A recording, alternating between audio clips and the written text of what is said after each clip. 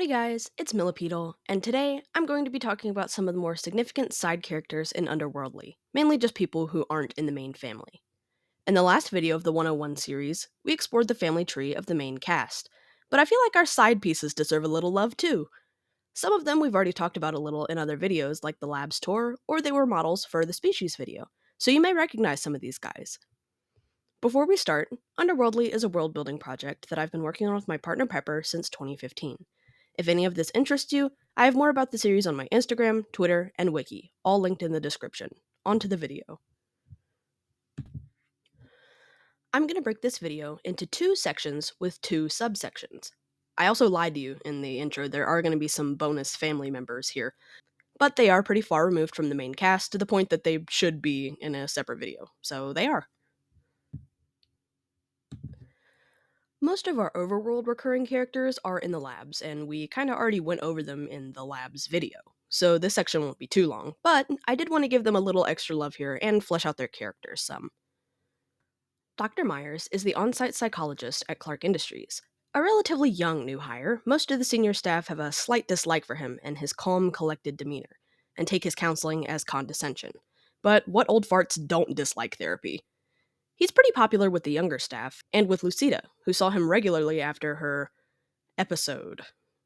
Outside of work, he likes reading, mostly about psychology, and building model planes. Dr. Rose is the charge nurse in the medical wing. She is an absolute sweetie, but can be a little intense depending on how much you're inconveniencing her. She's one of the few of the team who doesn't really do any research in her downtime because, well, she never really has downtime. She's usually either running around making sure everything is running smoothly, treating people herself, or studying whatever new atrocity has been concocted in the labs that day and the thousand ways it could go wrong and kill somebody. At home, she's supported by her husband, who stays home to take care of their kids. Dr. Booker is the head of chemistry. People like to poke fun at him for taking the job a little too seriously, which he ignores. It's pretty obvious that he's Thomas's favorite in the labs. His cool head and methodical ways make him the perfect employee in his boss's eyes. Dr. Booker works closely with all of the departments in the labs, meaning most of his days are spent in meetings rather than actual applied chemistry. If there is something important, though, he's usually cleared for the day to assist. He tries not to leave work very often. He's divorced and has a slight alcohol problem, so he spends a lot of his late nights and weekends at work, which Thomas is definitely not complaining about. Dr. Ray is a demon employed by the UCSCH in the Underworld. But you'll really only see him up here, so shut up. He acts as a consult on all things Underworld. His area of expertise is wildlife biology, but he's sort of a jack of all trades. With the Underworld being a completely new realm to the lab staff, they have access to a plethora of new materials and areas of research. There are already efforts to have a joint facility built in the Underworld, though Dr. Ray and most of the other Underworldlings involved still have reservations about allowing so many humans into the Underworld, even if it is just a small group of scientists. Susan mans the front desk at Clark Industries. She's snarky and nosy, but an exceptional employee. Her job is to keep an eye on everyone coming in, making sure nobody stumbles into anything they don't need to see. She assesses everyone who comes through the lobby and reports to Thomas if she sees any threats. She's also one of 4 people who has the ability to put the building on total lockdown if necessary. Outside of work, she likes to watch trash TV with her husband and she likes to sew. Ben and Madeline are James's parents. They're devout Christians who did everything they could to instill their values into James, who was their only son after a long string of miscarriages. Unfortunately, this overbearing attitude pushed their son away, especially as he began to take a more than friendly interest in other boys at church. After a particularly nasty fight following his friend, AJ, getting sent to conversion therapy, James ran away from home at 16. They wouldn't see their son again for nearly 20 years, and in that time, they decided that no matter who he was as a person, they wouldn't care. They just wanted to see their son again. And that's exactly what they did when they ran into him a few years ago. They're slowly getting reacquainted, but really are just glad to have their son back, and a granddaughter is just the cherry on top. Sarah is Jay's mother. She owns her own law firm, which made her a very busy woman when Jay was growing up. This definitely contributed to Jay being like she is, considering how often she was left alone as her mom traveled to argue cases across the country. I should probably mention that Jay's dad wasn't there because he is in federal prison for robbing a bank and killing a hostage. Anyway, she is the deadly combo of absent parent but hypercritical of everything that Jay did, which wasn't a huge problem considering Jay's honor student track record, but it was certainly annoying listening to her mother's lectures on stuff she didn't or wouldn't do. Today, she's enjoying her lavish retirement and still sends the occasional voicemail to Jay telling her what she could do better, which Jay promptly ignores. Charlene is Jackson and Thomas's mother.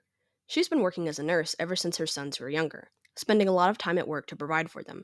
As a single mother of two after her husband passed away, she had to be pretty much everywhere all the time. She managed everything pretty well, though, inspiring her sons to pursue their passions. She's always been proud of them, even more so now that they've achieved so much. Diane is a forest witch. As one of the more ancient beings in the Enchanted Deepwoods, it's not surprising that she's been seen by very few. The few that do know of her existence usually come to her for trading. She specializes in nature related magic and potion brewing, as well as appealing and praying to the proclaimed gods of nature. She spends her other time hunting and gathering, often taking the forms of underworld animals as she travels. These transformations also help her to hide her true form and survey anything foreign in the forest. She isn't outwardly violent, but she isn't afraid to use these powers to deter danger. Zell is an independent researcher not affiliated with the UCSCH. She's one of Fira's oldest friends, meeting when they were both about 4 years old. Her and Fira would spend a lot of time doing scientific projects together, and she's probably a good chunk of the reason why Fira isn't totally feral. While Fira did more robotics and computer science related stuff, Zell was focused on botany.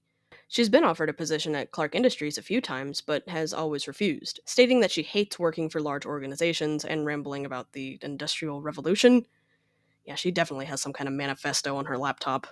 Renee is Zell's roommate slash girlfriend, though Zell doesn't like to admit it. She's also a part of the childhood friend group, though she didn't participate in the nerd off like the other two.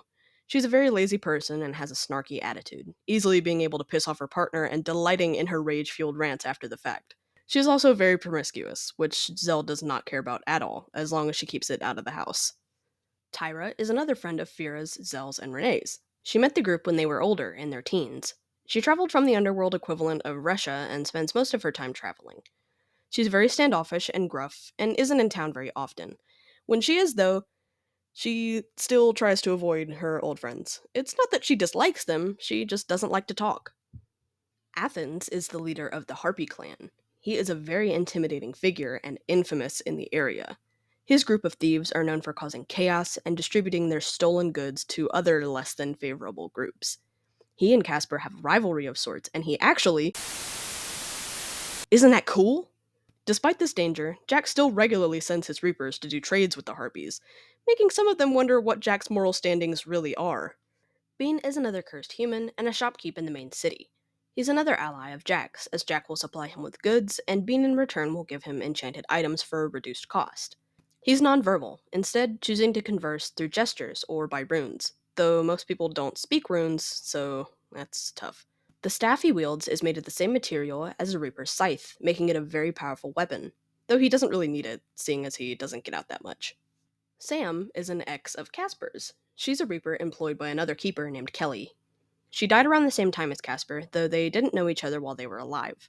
Her and Casper used to do missions and fetch quests together, and they dated for a while, but Casper broke it off when she wanted commitment and started asking about kids. She did laugh when she found out that Casper is now married with kids. She's trying now to rekindle their friendship, but Casper is still a little cold to her, especially with Lucy breathing down his neck. Roman is a past partner of both James and Astor, but he'd probably describe himself as more of a roommate with benefits. He's a super chill guy and likes to help people. He mostly does volunteer work in the city, and travels. He hasn't found a mate yet, which is kind of strange considering his age, but he doesn't seem to mind. The Fog Lady lives in the Foggy Mountains. Shocker. She's one of the most influential and oldest of the Lost Souls, being around long enough and being large enough to have a whole mountain range be renamed because of her. She doesn't remember who she was in life, and she doesn't really care because she likes who she is now.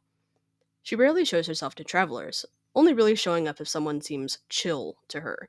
She's also been known to assist those who are lost, carving a path through the fog to lead them out of the mountains or away from the harpies if they're wandering too close. Rachel is a spoiler! She is a succubus and an old friend of Casper's. They didn't date per se, but he was her favorite place to feed for a good long while. Since succubi can disguise themselves, she did live topside for quite a while after meeting what she thought was the love of her life. He pulled the switcheroo on her, though, after they became committed and she had a child with him. In a tragic act of cowardice, she abandoned her child with him and returned to the underworld, finding comfort back in the arms of Casper. She did recently discover that her child was closer than she thought, and they've since made up and are on speaking terms. Carol is Aster's mother. Not much to say about her. She's a very loving person who enjoys gardening and spoiling her grandkids. She tends to keep to herself, but always makes sure to keep up with Aster and his family.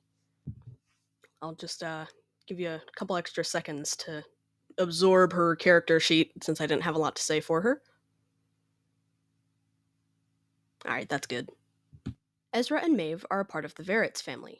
Ezra is Aster's cousin on his mother's side, while Maeve is just an in law. Ezra and Maeve met when they were very young and remained each other's closest friends until their late teens. They had a nasty falling out, mainly over differences in each other's lifestyles that they couldn't find a way to adapt to. For about 30 years, they had no contact with each other, until they had a fateful encounter with their mutual friend Diane. After a few years of catching up, they clicked, literally, instantly, and were married soon thereafter. Now they like to spend their days hiking, swimming, and making new friends nearly every day. Okay, that was all I had for today. If you want to know more about any of the things we discussed today, I have plenty of information on my channel and on the wiki. And if you want some content about any of these characters, I have art on my Instagram and animations in my shorts. Don't forget to like and subscribe for more content like this. It really does mean a lot to see the funny numbers go up. Thanks for watching!